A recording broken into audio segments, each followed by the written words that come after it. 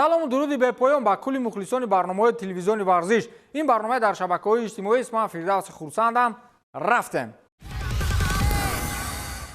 باز هم تلفات نوبتی برای دسته پپ گواردیولا، مثل که گواردیولا کل باز یک بازیگر کلیدی خود را با سبب اوسپ از دست داد. شب گذشته در بازی لیگ قهرمان‌های اویفا منچستر سیتی در میدان خود اینتر را پذیرفت. در آخر نیمه اول کوین دیبروینه در یک برخورد اوسپ برداشت. کم بعد دوباره به میدان برگشت و قسم اول را با جراحتی داشته خاتمه داد، ولی در قسم دوم دیبروینه را عوض کردند و با جایش ایلکای گوندگان به میدان برآمد. گفته می‌شود که او دیگر در رفت بازی خود را تماما بد حس کرد و دیگر توان ادامه دادن رقابت را نداشت. پپ گواردیولا هم بعدا در صحبت با ژورنالیستان گفت که در مورد اوسپ کوین حالا یگان خلاصه رسمی نیست. این روز پنجشنبه دقیق خواهد شد. ما هم بی‌صبرانه خلاصه طبیبان را انتظاریم. اگر جدی باشد پس چند مدت به ما کمک کردن نمیتواند، گفته است پپ گواردیولا. در صورت نبودن فوتبالباز بلژیکی هموقت در حیات دسته سیتی مشکلات پیدا می شود. از این رو نبودن کوین دیبروینه یک سو به حیات منچستر تاثیری بد میرساند، از سوی دیگر برای ارلینگ هالند خلب تیار دیگر نمی شود.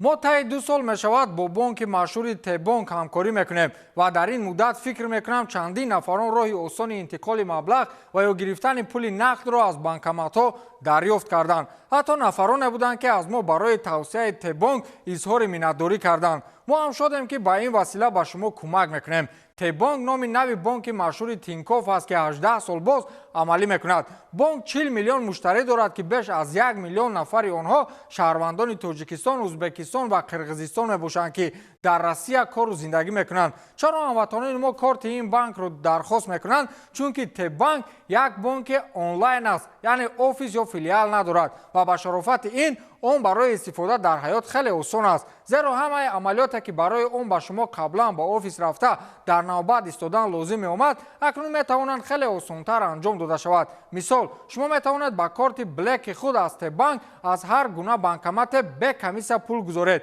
با شما لازم نیست که مدت طولانی بانکمات یک بانک مشخص را جستجو نمایید، هر گونه را انتخاب کنید. شما اینجوری میتوانید کارت تبانک خود را رایگان و به کمیسه توسط انتقال از بانک دیگر پر کنید. شما اینجوری میتوانید پول نقد را به کمیسه نه تنها در بانکمات‌های تبانک بلکه از دیگر بانکمات‌ها نیز گیرید و برای انتقال به تاجیکستان و ازبکستان با شما لازم نیست که وقت را صرف کرده با آفیس روید و در نوبت ایستید. شما میتوانید همه را در داخل برنامه با آسانی اجرا کنید. خیلی خوشایند است که کارت‌ها را اکنون میتوان با نرخ‌های محدود طبیعت کشور ما درخواست کرد. ببینید که آنها چقدر زیبایند. ضمناً برنامه و پشتیبانی تبانک با زبان‌های قرغیزی، ازبکی و تاجیکی کار میکنند. مساعد است با پیوندی در توصیف بوده گذارید، کارت دبیتی بلک را از تبانک درخواست کنید و از تمام برتری آن استفاده برید. امشب دسته بارسلونا اولین بازی گروهی خود را در لیگ چمپیون‌ها برگزار میکند. اگر نتیجه های آخر این دسته را بها دهیم پس با باوری تام گفته میتوانیم که فعلا بارسا بهترین دسته لالیگا است. در 5 بازی برگزار کرده 5 غالبیت دارند و این هم در حالی است که رئال امباپه دور وایما الکی 2 مساوی دارند.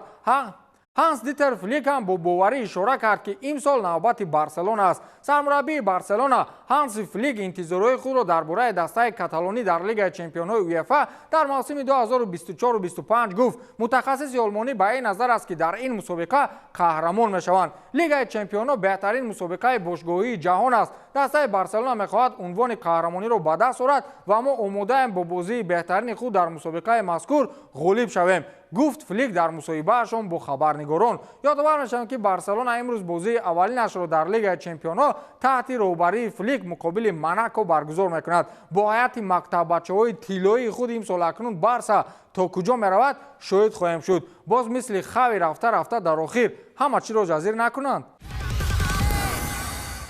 دسته روما دانیل دروسی را هم از وظیفه سرمربیگی دسته جواب داد. باور کنید دیگر در دنیا سرمربی نموند. سال گذشته بعد از وظیفه سرمربیگی رفتن ژوزه مورینیو، دانیل دروسی با این کرسی نشست. بعد نتیجه های تیم در چمپیونات بهتر شد و دانیل دروسی صدر اعظم ریم بود که در دلخواه معرکه او را بالاگذار میکردند. حتی میگفتند که دیگر برای دسته ما سرمربی در کار نیست. کلید تمام پیشروی‌های دسته را برایش توفیق کردند و امسال کار و بارها تماما برعکس شد. در 4 بازی 1 غلبه، 2 مساوی و 1 شکست دارند که این علاقه تمام خدمت‌های سال گذشته را خورد و دیروز سامانه باشگاه رسما خبر داد که دراسی از کرسی سرمربیگی دسته کنار رفت. برای همین سرمربی‌های کردان و تجربه‌دار کار با دسته روما را قبول ندارند، چون می‌دانند که این دسته رفیق روز شادی هاست و در روز غم دشمن است. هیچ همه ایتالیایی کار در فوتبال رو یاد نگرفتند که نگرفتند.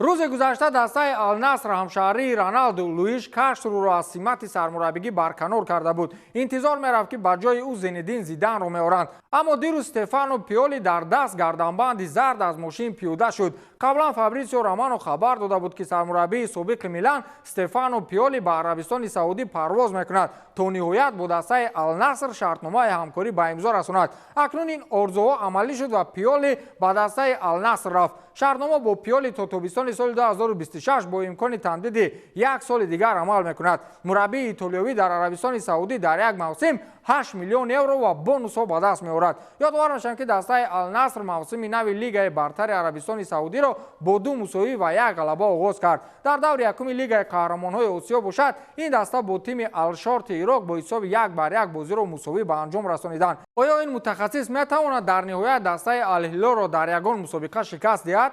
با همین تمام، تا دیدار نوبتی، خیر.